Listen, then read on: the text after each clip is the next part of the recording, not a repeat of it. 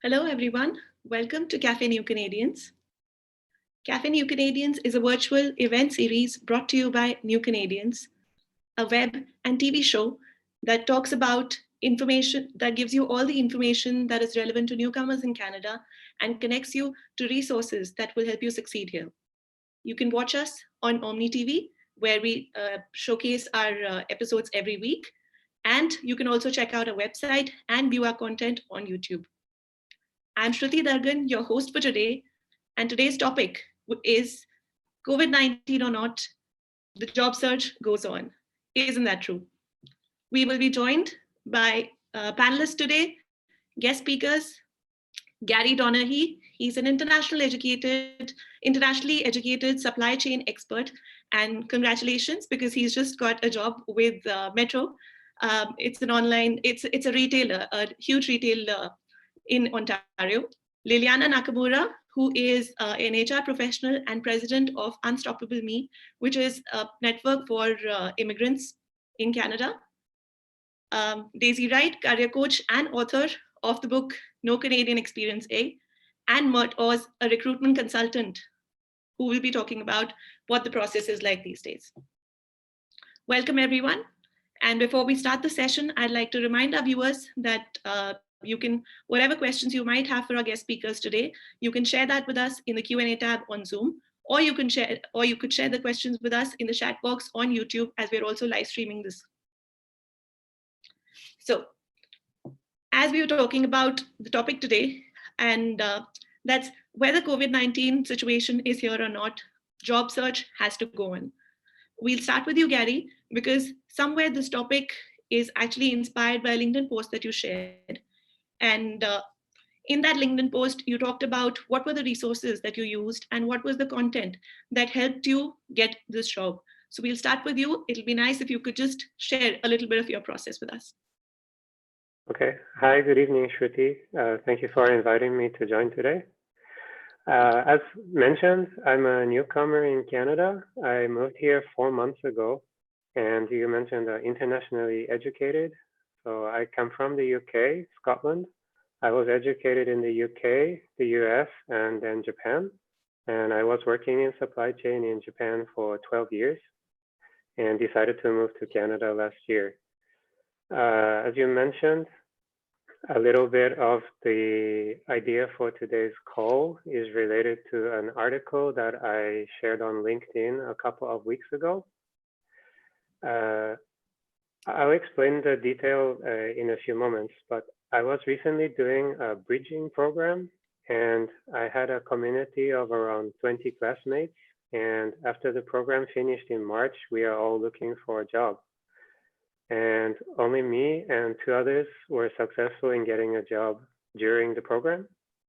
So I decided to write down and explain a little bit the different processes and services that I took advantage of and the way that I went about my job search to try and give some help to my classmates. Surprisingly, maybe because I got a job in the beginning of the coronavirus outbreak, the post I wrote had more than 20,000 views and 400 comments or hits, and more than 100 people tried to contact me within 24 hours. So I can guess it's not usual to be finding a job in this difficult time. If I break down what worked for me, and also I can share what didn't work for me, so 2 parts, I would say that I was really good at planning and preparation even before I came to Canada. And then I took action quickly after I landed here. So from arriving in Canada to getting the job offer was just about 12 weeks. I'll explain a little bit the detail. So for the audience who are not aware, the process of immigrating to Canada is controlled by Immigration, Refugee, and Citizenship Canada, IRCC. And I came through a permanent resident program called Express Entry. At the time of getting the offer of permanent residence, IRCC also invites you to take advantage of pre-arrival services. So this is mainly web-based opportunity that organizations which are funded by the government here in Canada offer you training and seminars to help you get culturally acclimated or oriented about basic day-to-day life challenges and issues that you face as a newcomer in the country, all the way up to how you should write your resume to get the perfect job search once you are here. I went a little bit crazy and I signed up for every available pre-arrival service because I wanted to figure out the best and available all the tools that I can use. And so I started doing that 3 months before I moved to Canada. Some of them provided me with different benefits, like Build Ontario. My education is engineer, and then that's a newcomer organization which supports technical professionals in the building and engineering related field. The counselor there gave me a personalized action plan that was around 10 pages long, full of links and advice, and I followed some of it once I got here. Another organization called OCISO, OCISO, is based in Ottawa. And even though I moved to Toronto, they provided me with a pre-arrival mentor. It was a person who I could actually connect with on LinkedIn and also have some informational telephone and message discussion to find out from somebody who's already here, what's it really like to live and work here in a similar profession? And can you give me the insider tips and advice? That mentor, after I arrived in Toronto, he connected me to TRIAC. It's a professional association in the Toronto area, which is a combination of different professional networks for newcomers from all different countries and professions. And he got me an invitation to one of their quarterly meetings. In that meeting, I actually met Liliana, who's also joining the call today. And then she led me to her organization, Unstoppable Me.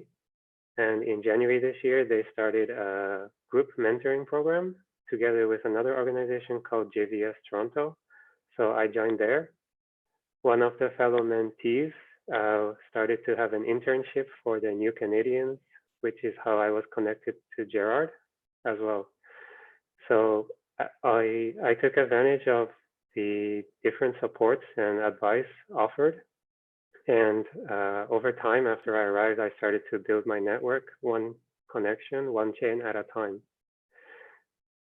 I would say the thing that helped me the most was the recommendation of doing a bridging program.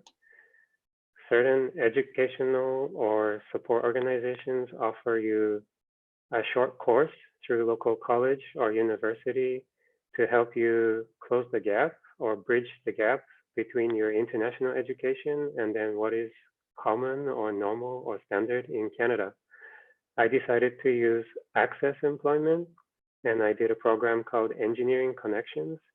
And that's how I got to make friends with my classmates, and we started to share job postings and information with each other. And some of them have become very close friends. So it was kind of like pushing a snowball down the side of a hill. And I pushed even before I came to Canada. And then after I arrived, the mountain got steeper and steeper and the snowball go faster and faster. So that's how I was doing. Thank you for that. So you mentioned Unstoppable Me, and Liliana, you've been associated with that too. Could you tell us a little about how is it that, this is a network for immigrant professionals over here, and how is it that that can help somebody in their job search? Yeah, sure. Thank you, Shruti. Thank you, New Canadians, for having me today. I can tell you a little bit about Unstoppable Me. It is a nonprofit community-based organization started in 2015. So it's been 5 years. And I started volunteering there in 2016 as a learning manager. And actually, I started building the mentoring program that Garry just mentioned. The organization has about 400 members and 750 subscribers from 53 countries. And what we do is basically provide different spaces and opportunities for immigrants and newcomers to network, build their skills, learn new skills, and also through mentoring and other activities such as Toastmasters Club. We help people, connect and really, learn and get more acquainted with the job market and, start building friendships and professional networks. We work with different organizations such as Exatech Ontario, Latin Project Management Network, and Hispanotech, and Immigrant Writers Association to just broaden our scope and our resources. And I can also say that it's all volunteer-based. So there are times when things are more challenging or slower than other government-funded organizations, but it's been like a great experience. And we're also part of TRIEC.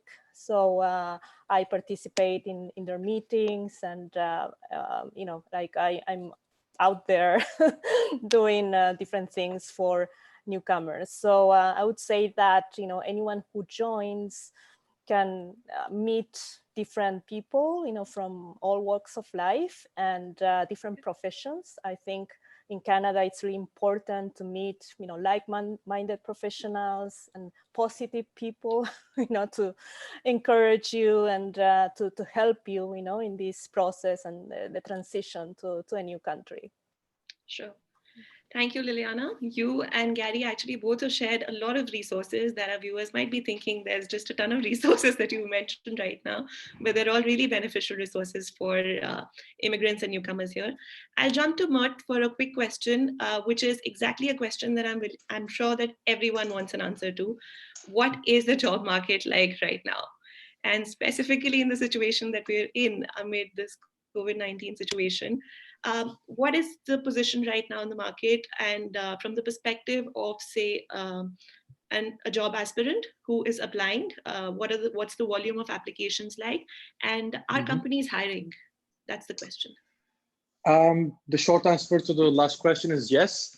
And the answer to the first question is actually, I was having this conversation with one of my newcomer friends about the situation of market.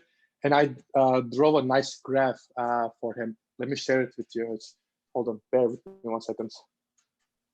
I should have sent this as a slide, but here, I'll do a little bit manual approach here. So this is my graph of current job situation. That we go from unknown ambiguity, the crying phases. So it's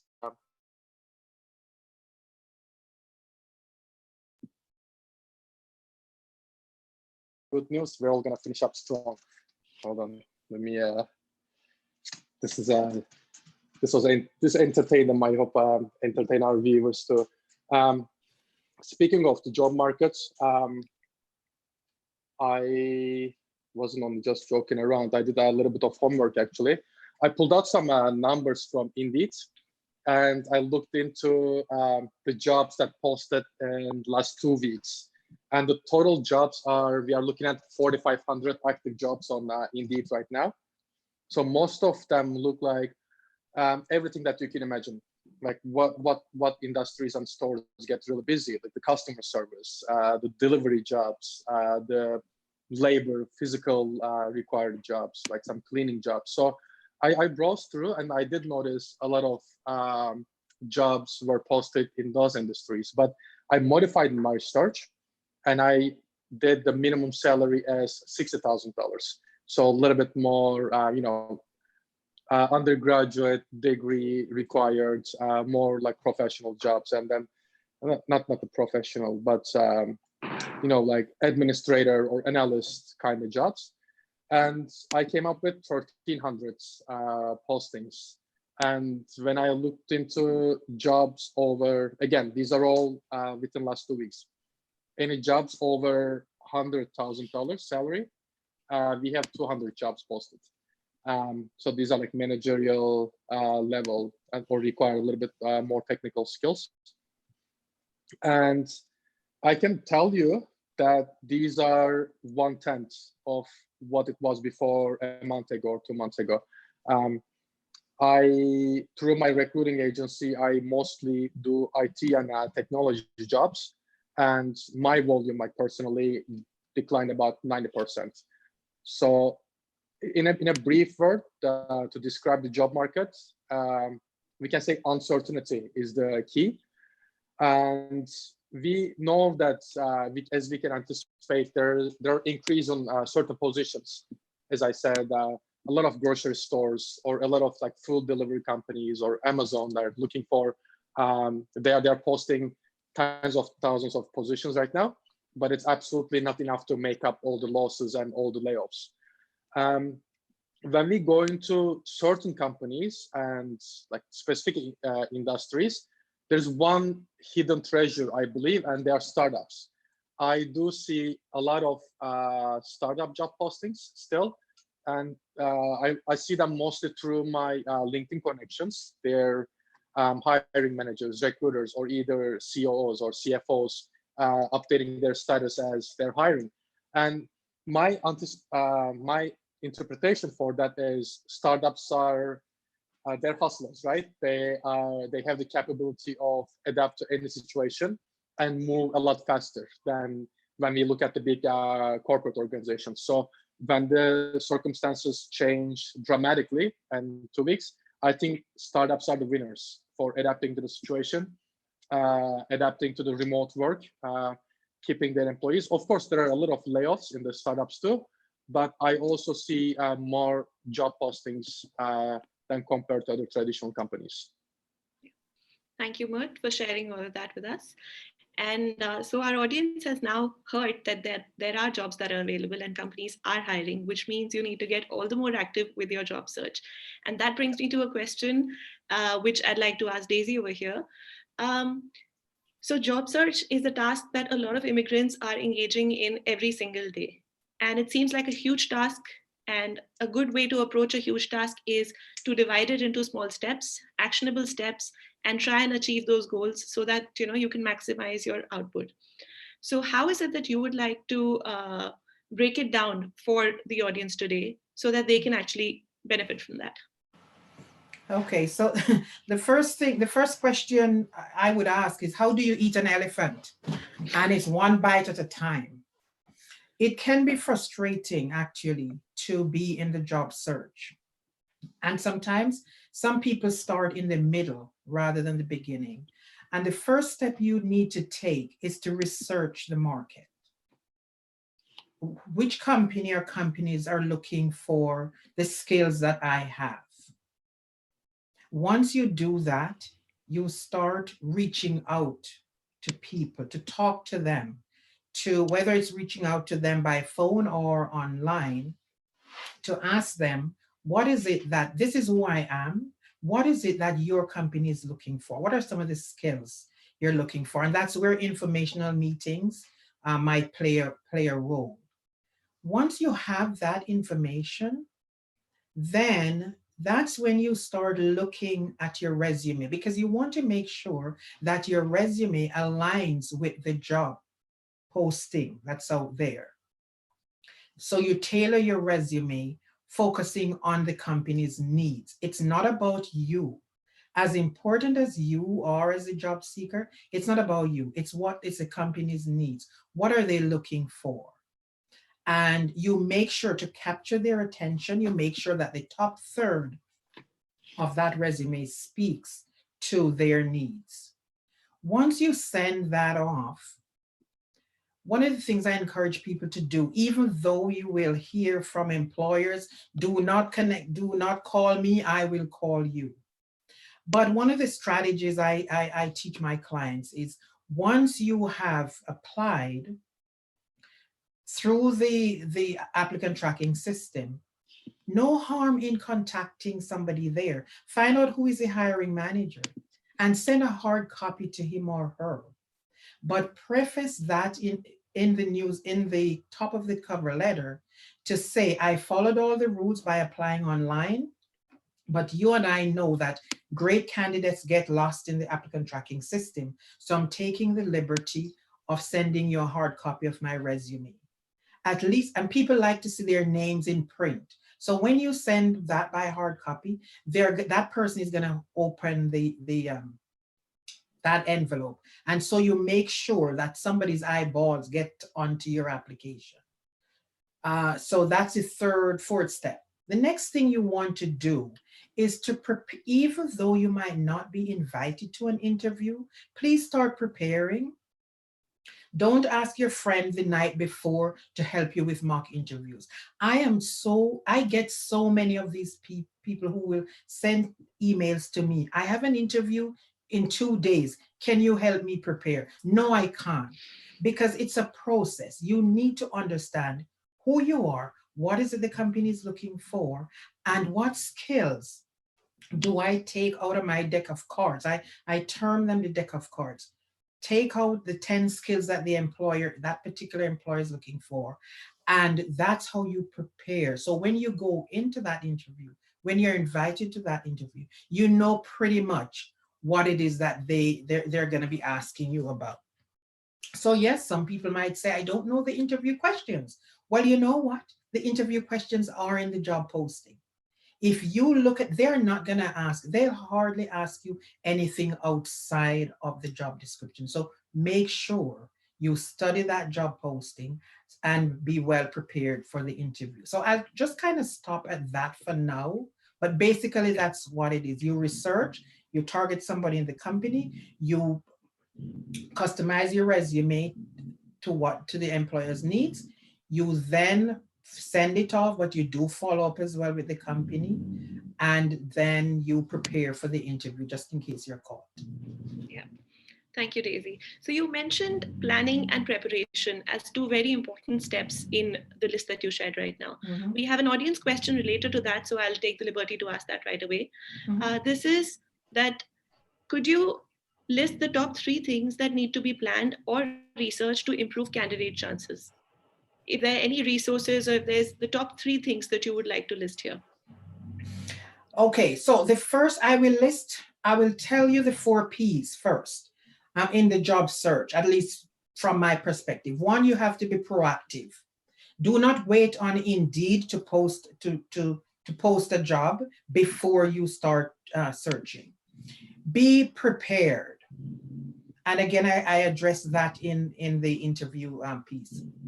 But also be patient. See, especially in these days, with so many things happening, don't expect that something is gonna, a job is gonna land in your lap like tomorrow. It might, but it might not. And then I want you to be positive.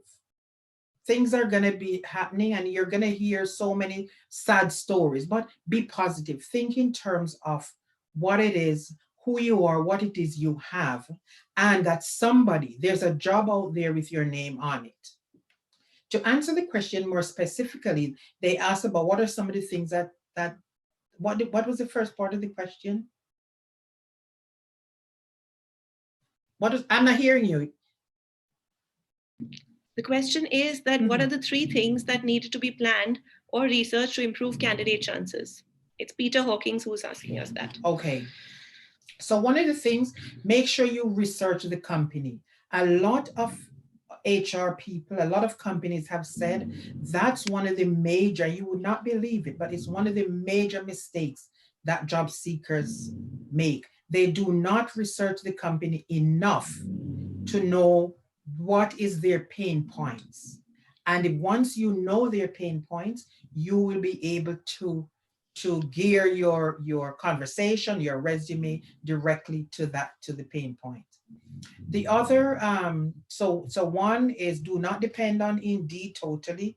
2, research the company, and do not rely totally on the company's website or career page. Find out if here in Canada, look in the Globe and Mail, National Post, search on the internet to find out what are other things out there people are saying about the company. Find out if they have recently hired a new CEO or a CEO has left. Depending on what's happening, that could indicate either growth for the company or that something might be happening if the CEO has left. So those are some of the ways that you can prepare before you start applying to opportunities. Sure. Thank you so May I much. add a couple of points too? Sure. I think a lot of candidates worry about when they're in the interview and how do they answer about Canadian experience or why do you want to work here? And if their search has been taking a long time, sometimes you look not confident. So I found to plan and prepare that you can answer the question about Canadian experience, even in a volunteer method or the bridging program. So when somebody asks, what have you done since you got to Canada? You have things to say and you show that you can fit in Canadian workplace or culture or society. The second one, Daisy already mentioned, research your company. I found that target your search, be specific, really, really match where you want to work with where you used to work, so that it's easy for the employer to join the dots, make the connection, and extend you another interview or even an offer. And the third one I found a lot is confidence. It's very difficult, and you can say fake it till you make it, but the way I give myself confidence was when I would go for an interview, it's not that I want the company to hire me. I decided I'm awesome, and of course they should hire me. Why should I work for you? And you have to convince me through the interview that I will work here, I will give you my time. And I found that attitude was very, very helpful. And that's something that people can work on, I think is helpful. Thank you, Garry. That's definitely I great could advice. add a couple notes on here too, if we have time. Yes, please. The person who asked for this question asked for 3 tips, but now he's getting 200. So I hope he's happy with that. I find very helpful is what exactly is your pinpointing your position and your dream job is absolutely helpful. So what do you want to be? You want to be a full stack developer at Scotiabank, let's say, and search that job, search exactly the same keywords and see who is doing that job. Mr. John Doe is already doing the position that you already have. Reach out to him or look at his profile, what career path he has been through, or what credentials, extra certifications that he has. And honestly, if let's say you are interested in being a branch manager in a bank, reach out all the branch managers in any banks on your LinkedIn and then send them a brief message. Hi, I aspire to go into the same path in my career as you did before. Can I buy your coffee? I would like to ask you a few questions. This is magic in some ways, because first of all, you learn tremendous amount of valuable information from these people. And those people might come back to you a couple months later because the HR managers in big companies, in most companies, do the hiring, but they do take recommendations. So if I was to get an eager contact that reached out to me 2 months ago, I'm going to remember that. So that can go a very long way, that personal contact and going after the title, basically. Definitely. Mert, here's another question that I think you would be best to answer. It's from Akanksha Agarwal, and she's asking, what are the chances of newcomers getting employment in fields such as IT during this pandemic? And I'll add one of my own here, which is, after you answer that, if you could also talk about what kind of positions, permanent positions or contract positions, what are the chances of, and which one is higher right now? So the chances of a newcomer, especially in IT, is, I would say, about 150%. Absolutely. Look at the current IT positions that are being filled. You will see tremendous amount. I don't have this data right now, of course, but very high chances, because especially in IT, it's a little bit fortunate. Your entire technical skills are very transferable. If you're a Java developer in India or Germany or Afghanistan, you're a Java developer in Canada. It's so there is very high chances. Your chances are very transferable. One key point to be very mindful of. So these companies basically, if they worded out that, oh, you don't have Canadian experience, so we will consider the other candidates. What they're really telling you is, we do not think you are going to be a good cultural fit to our company. It's kind of like such a big, very common and kind of like accepted. We surrender very easy when we hear, oh, I don't have Canadian experience, so like I'm okay to let this job go. But what they're really trying to say is, we don't think you are gonna fit in our team environment, our organizational culture, or maybe hierarchy. So that's one thing to master when it comes to so-called counter experience. Other than that, I mean, I'm originally from Turkey. Whatever, like when well, I came as a student here, but like whatever I learned back home, I didn't like, reset myself. And there's absolutely no need for that. Second part, when it comes to full-time and contractors, the contractor positions I'm seeing right now is like almost zero, because they are, the contractor roles are basically great freedom. That gives great room for companies, because instead of keeping 100 people on my payroll, when I make a deal with my clients, I can bring 100 people on contract basis, and I can bring them on a specific time, 3 months, 4 months, and I can let them go. So I think contractors have been the first ones to let go when all these pandemic happened, because even though the companies are doing okay, especially again for IT and technology companies, for example, IBM's volume didn't go anywhere. They are still doing business as usual, but the mining companies or the dairy companies or the retail companies that they are doing business with, they got a big hit. So they're holding off their contracts. So eventually IBM's outcome will be affected from this. So the new positions I'm seeing right now, I would say, again, I don't have like the complete data for that, but definitely full-time roles in majority. Yeah, thank you so much for that. And you mentioned Canadian experience. It's come up again. It's come up earlier as well. Liliana, I'll ask this question to you. As an HR professional, how does the HR professional view Canadian experience or the lack of it in a resume? And what do you look for in general in a resume? What are the top qualities? Well, in general, in addition to what Daisy shared, I would say that the resume itself has to be appropriate for the Canadian market for sure, and be clear, concise, and relevant to the job. And I would say that relevancy is the most important thing right now. It has to show your technical skills and the alignment to the job description, but also some soft skills and your personality and your passions. And in this COVID-19 situation, unfortunately, we're seeing all these layoffs, and more candidates are out in the market, and there are less jobs in certain sectors. But I think the key here is to focus on things you can control, right? Because it's kind of depressing with the whole environment. I can understand that people get frustrated or anxious, but if you keep working on your resume and focusing it, and really choosing the jobs you apply to, I tell people not to do blanket applications to 100 jobs. Like,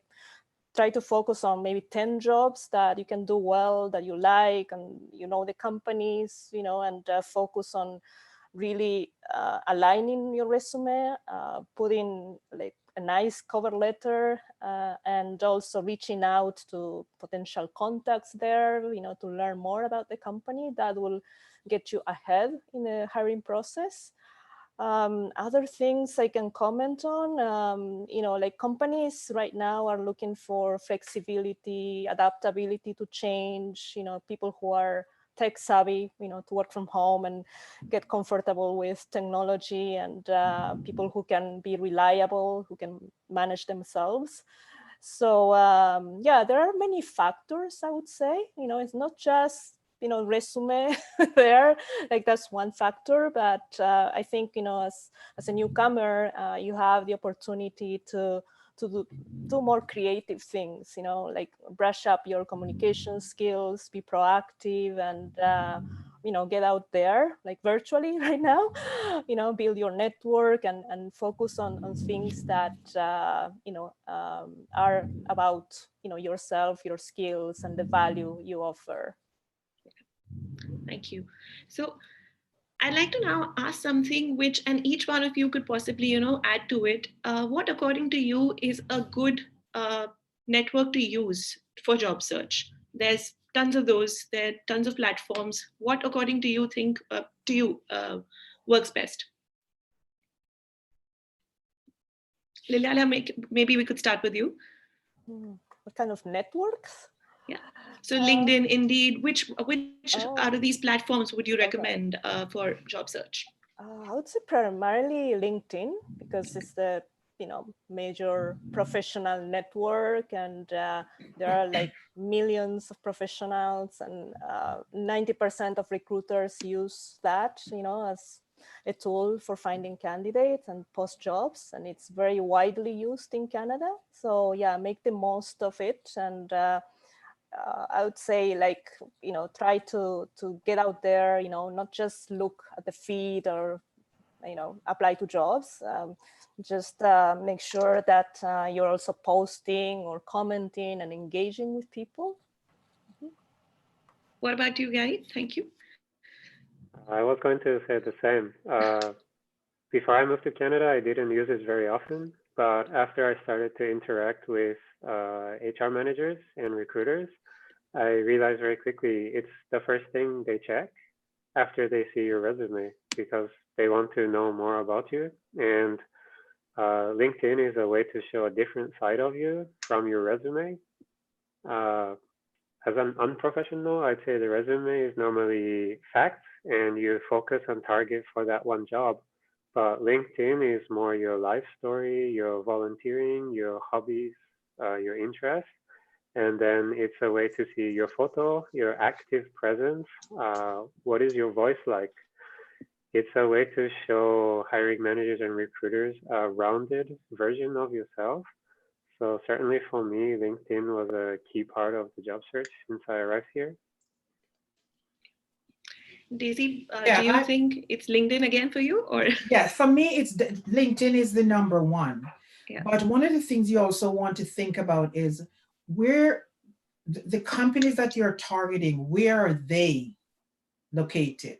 Because some might be on Facebook, some might be on Instagram, some might be on Twitter. So it depends. So even though I laud LinkedIn and I love LinkedIn, and 90% of employees are there, like Liliana said, you must also try to, in your research, find out where they are, where your targeted companies are, and then you make sure you're there as well. But definitely LinkedIn is the number one, because companies are there, individuals that you can reach out to are there as well. So, you know, make sure you're there. And please, when you do have a profile on LinkedIn, please complete it, not just with this blank avatar, because people, employers, recruiters, HR people will be turned off if they don't see a picture that, you know, the profile looks like it's alive. But we're not going to go into all the LinkedIn etiquette. But no, that's the platform to be on. Mert, as we come to you, first, LinkedIn or some other network? Yeah, LinkedIn is the by far winner, of course. I'll join with my fellow speakers here. And these times are not great times for a job application, but actually great times for a job search. And I hope it's confusing enough. Let me break it down. If I was to break it down, the job search, it's a cycle, right? It's a cycle. You are selling yourself and you're buying something, and somebody's buying what you sell. The application-wise might not be the greatest time, because that hiring cycle from companies' end, it's gonna go very long now. Maybe there's a position now, you apply, you'll hear back from 6 months later, because most companies are on survival mode. They are not able to allocate a lot of resources to all these, unless it's an urgent, hiring, interviewing, onboarding, this is a big cycle. So maybe application-wise, we are not going through the best times, but the big part of job search, in my opinion and my experience, it's the relationship. So these are great times for doing the job search, getting to know yourself a little bit better professionally, and building these relationships. And that's why LinkedIn comes very handy, because all these companies, all these professionals in those companies that you desire are available. Recruiters are there. And now everybody has time. Everybody have a few extra moments that they can help a stranger out. I have a question here, which is almost a follow-up question to something you answered earlier. We're getting a lot of questions from our audience over here, which are industry specific. So whether it is marketing or it is HR, there are a lot of these industries wherein you require people skills, you require cultural skills, and you need to know these industries are culture dependent. What's the scope right now in the coronavirus situation right now? Are there jobs in marketing and HR which primarily require skills which are people skills and culture dependent positions? Are you asking anyone in particular? Yeah. But anyone? Well, I don't think the desire that require skill set has changed. It is still the same. Companies still are looking for personable candidates who can adapt to their team environments, their organization culture. I don't think there's a change on that, but the process and the volume has changed a lot. So when we go to industries, it's a big change. Like, we are all trying to figure out how to move forward from this. So like, what would be the initial responses if you were a company, if you're a person, but let's touch you with a magic stick and turn you into a company? What are your initial urgent needs? Probably you don't worry about marketing a lot, or you don't worry about your branding a lot, but probably you will worry about your cash flow. So you might need to bring some extra finance or accounting people on board. Or if you're in sales, probably the distribution is something that you urgently need. So that might be a little bit changed, like, given the circumstances. Thank you. Daisy, I'll actually move to you now. We're getting a lot of questions here about what's the best time to submit a resume? How is it that one can get in touch with the hiring manager? How is it that one can find out who is the person who has put out the post? What are the answers to questions like these? Okay, so how do you find the name of the hiring manager is one of the questions. Research, and LinkedIn provides that. A company that has a LinkedIn, a company page, most likely you can find people there. Or just Google Google who is the HR, HR manager at XYZ company. So you can do that. And more specifically, don't be afraid to call the company and find out. Say, I'm doing some research on company ABC. Would you mind telling me who is in charge of, whether it's marketing, whether it's HR? And make sure you are targeting the person who could be your potential boss. So HR is great, but sometimes HR doesn't even know that the company needs somebody with your skills. So it's always good to find out who would be my boss if I'm employed at that company, and try to find out who that person is. You might have somebody in your network on LinkedIn who knows that person. Ask them to make an introduction or to make a referral for you. And what was the other question? I know you tied it into something else. The other question is also about, you answered the one about hiring managers. What is the right way to get in touch with employers? You answered that as well. Maybe the next one could be, what's the right way to follow up? Again, follow up. Just, you submit an application, give it more than a week before. Well, you could follow up probably after a week to make sure that they have received your application. Yeah. And if nothing has happened, then you can follow up in probably another 2 weeks. But try not to follow up every day and then get somebody just get the person turned off. But don't be afraid to follow up. Remember, you're dealing with individuals, you're dealing with people. And you might have had a bad experience with somebody. It doesn't mean that the next person is gonna, it's gonna be a bad experience with the next person. So make sure you're following up. Make sure you are not harassing, meaning doing it too often. But also make sure you have something to offer. So it's fine, you're looking for a job there. But if in your research you know that the company is hiring for an IT person and you know somebody, refer that person, because you just never know. So the fact that they might not have a role for you right at the moment doesn't mean that if you hear of somebody else who might be a good fit, it doesn't mean you can't recommend that person. It's all about giving and taking and building relationships. And that's very important. Mm-hmm. Oh, if I might add something to that, I followed up with everybody who was in any hiring process, that interviewed me. So like the recruiter, the next manager, the VP, and so on.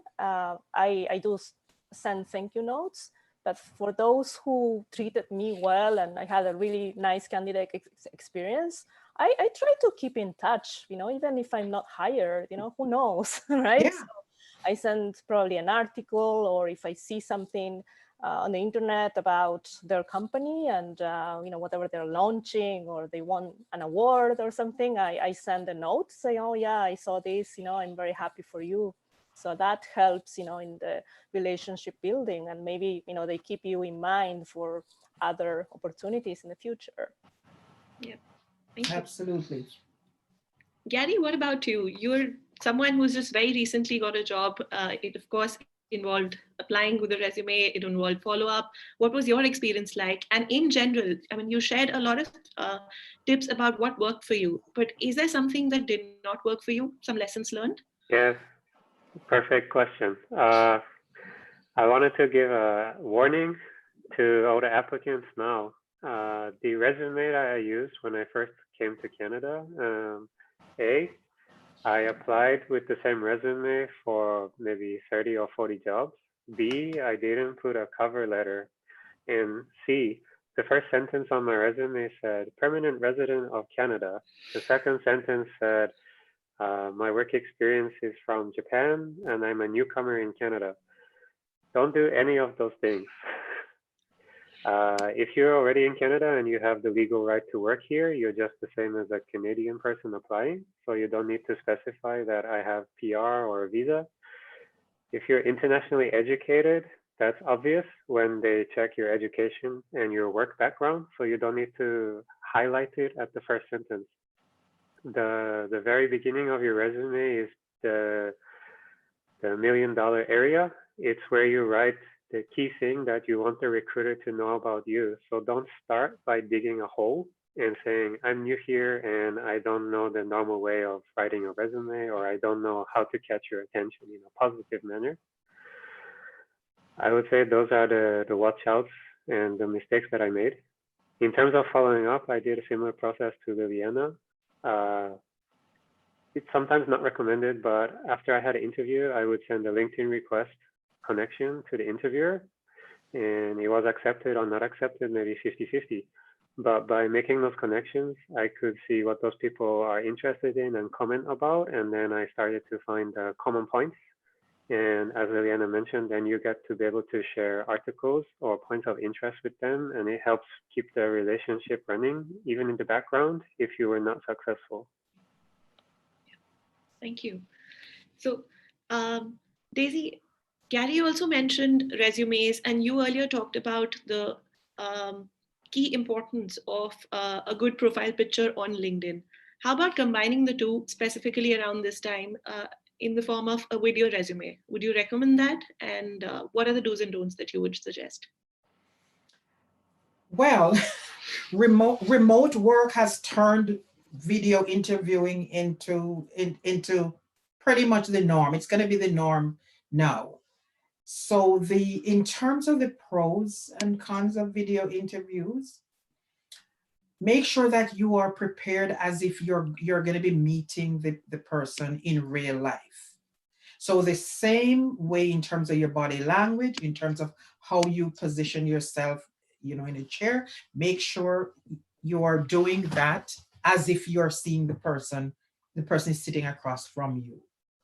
I also would urge the person to maintain eye contact. Look directly, like right now I'm looking at all of your faces. But when you're in the interview, make sure you're looking directly in the camera, because it gives the impression that you're looking directly at the person. So yes, video interviews they're gonna become the norm, and you have to prepare as much as pretty much the same way as if you were going to meet the person in real life. But also you have to make sure that your environment is looking professional. So the right lighting, the right sound. If anything, you should test your equipment before to make sure that, when you start speaking, they'll hear you. One of the, so the cons would be sometimes your screen might freeze. There might be a lag because, that's not necessarily your personal issue. It could be because of, the internet or what's happening. The other thing too, the cons about video interviewing is that you might feel pressured to, you're trying so much to sit the right way and to appear confident and trying to answer the question. And so you might feel under pressure, and sometimes it shows. It might show in terms of, you might not be able to answer the question in an articulate manner, the best way you can. So those are some of the things that might, happen, both pros and cons. My advice is to be prepared, because with remote work, that's going to become the norm. You have to make sure that you're well prepared and you pay attention to all the other rules and advice that you get for regular interviews. Thank you. Maude, what about you? We're talking about remote positions. We're talking about, definitely there are some professions that have an edge here. What are the industries that have maximum demand for remote positions right now, remote workers? Actually, I don't have great reliable data, but I can only say from what I see, most of the IT companies, and honestly, like all these companies, like basically who has a business operations going on, they have to adapt to the remote situation. Legally, they have to keep their employees at home. So of course, this is a little bit more challenging for some industries, especially. I was talking to someone I used to work with. They are an immigration law firm, and they deal with a lot of confidential information, which may be a little bit challenging that everybody has access to entire database from home. But they have to keep going to their business operations.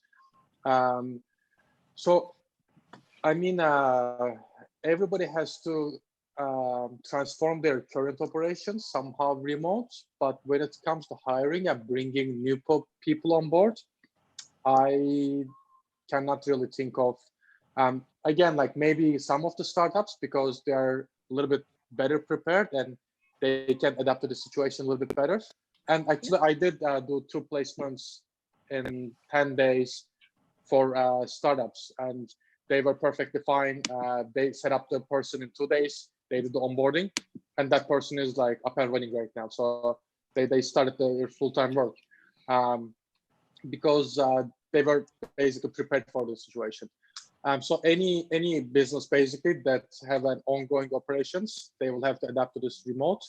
But again, when it comes to hiring, not because they don't like this remote situation, but it's more about, it's just their demand, their clients are holding on a lot of their contracts.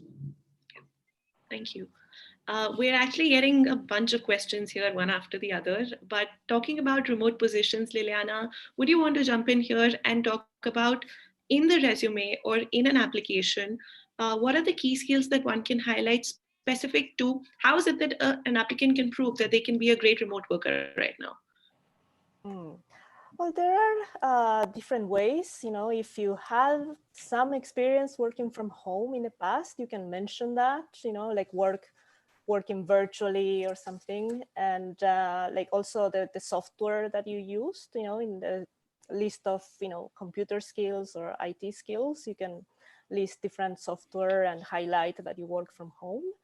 Other than that, I would say like your communication skills or things that are more related to soft skills, that those would be good things to list. And maybe in the cover letter also mention that you're adaptable, and maybe put an example about that. Definitely. As I see, we're also actually nearing the time. We've got very little time left, and I'll try and ask as many questions as possible. But what we can try and do is that all the questions that we've not been able to answer, we can try and reach out to, we'll definitely reach out to the guest speakers, and we'll get those answered, and we'll try and share them with you as soon as possible. Talking about bridging programs, Garry, you mentioned that you were part of a bridging program. And now you're trying to give back in the form of a post that you shared also. What are the key skills that you think one can highlight when they say that they were part of a bridging program, and what is it? What is the relevancy of it? To me, the bridging program was a way to be able to answer the question, what have you done since you got here? Or how do I know that you can work in the Canadian workplace? A big part of the bridging program was sometimes having guest speakers, and then doing mentoring, speed mentoring, group mentoring.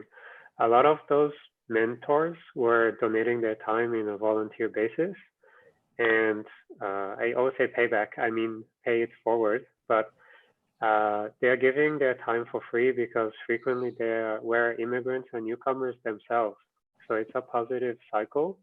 So I think confidence, experience, and willingness to give back, even through this kind of seminar, even during coronavirus, even everyone is stuck at home, just being positive and trying to help each other and pay it forward is a skill that anybody can do, even if you're Canadian or not.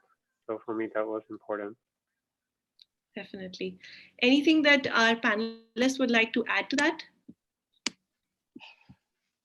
Or what are the skills, or how is it that one can definitely benefit from something? I just want to applaud him. That's all I want to add. That's very well said. Definitely. We'll do a quick round then. And so networking tips, one networking tip each, the best one that you can give right now.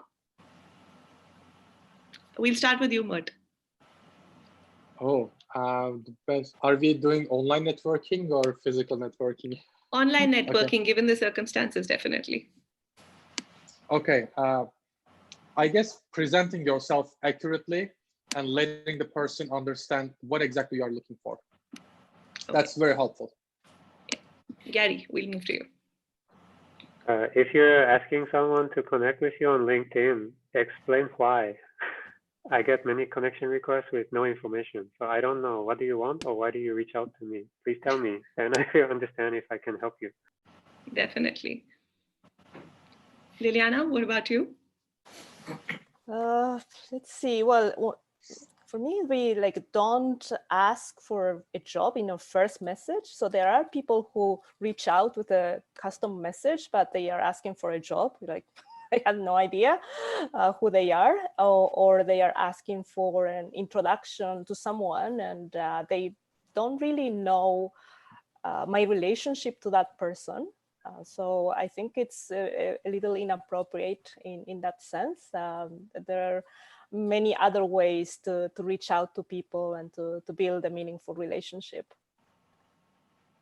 Thank you. As I see here on the screen, there are some of the questions that I think the panelists have also marked that they would be answering. There's an option to type the answer. In case you've marked a question that you would be answering, I would request. That's a way that we can help out people instantly here. And with that, I think we've come to the end of the session. We'll have to now just try and wrap up. And so thank you to each of our guest speakers for joining us today. And thank you to all the participants of this webinar, people who've joined us on YouTube as well. We've been live streaming this. We've got a lot of questions there as well. So thank you once again. And so this was yet another session of Café New Canadians, a virtual event series that we're trying to organize over here. On the screen right now, you can see a bunch of resources that the speakers mentioned, and you can benefit from those. And definitely reach out to us at New Canadians as well. We are the ones bringing Café New Canadians to you. You can connect with us on social media. You can connect with us on Telegram. That's a new network that we've recently joined. And at the same time, you can get all the tips and information that we keep sharing every month in your inbox when you subscribe to the newsletter. We've got a bunch of sessions planned for you every week.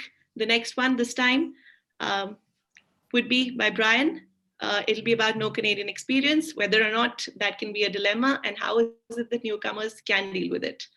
At the end of this presentation now, we'll have a short survey for you. It'll barely take a minute of your time. I'll request the participants to participate in that, and that'll help us serve you better the next time. Thank you once again for joining us, and stay home, stay safe right now, and keep connecting with us so that we can provide better resources to you. Thank you.